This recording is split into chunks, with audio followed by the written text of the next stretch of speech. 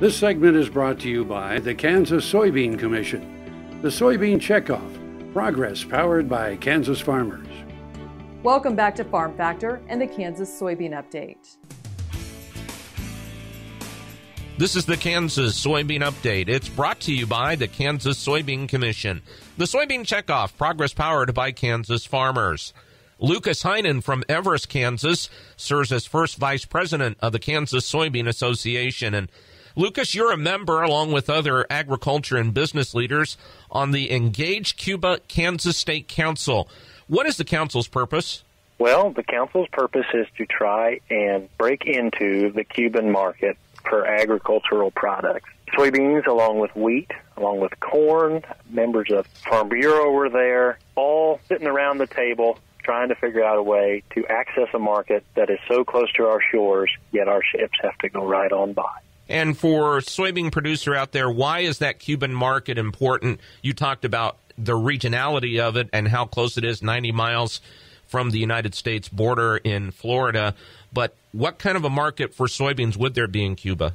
There's a $2 billion opportunity for agricultural products. Of that, soybeans take up about a third. We have an opportunity to export whole beans, soybean oil, soybean meal. We have a huge transportation or cost advantage versus other countries, and we'd like to tap into that and put our soybeans on the boat and, again, just send them right down the road to a spot that is more than happy to have them. If you think 55 years that the embargo has been put in place and 11 million people on Cuba, that's quite the opportunity if this embargo were lifted. I believe so. I'm too young to remember when the embargo was put in place, but I do understand that it hasn't worked. The same people are in power, and why not try something different? If it hasn't worked for 55 years, 56 years, let's go a different route. We know the people there are hungry. We know that they want to buy our products. And not only do they want to import our soybeans, our agricultural goods, but let's import a little bit of America there, too, and see what happens.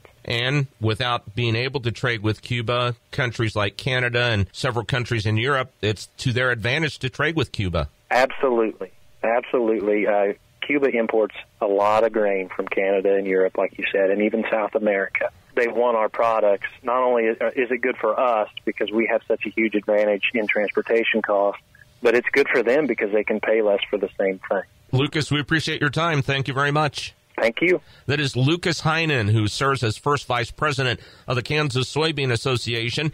He's been our guest on the Kansas Soybean Update. It's brought to you by the Kansas Soybean Commission, the Soybean Checkoff, progress powered by Kansas farmers. Learn more at kansassoybeans.org. For Kansas Soybeans, I'm Greg Akagi. Hope you enjoyed this week's Kansas Soybean Update. Stay tuned after the break for more Farm Factor with Kyle Bauer and Ron Graber.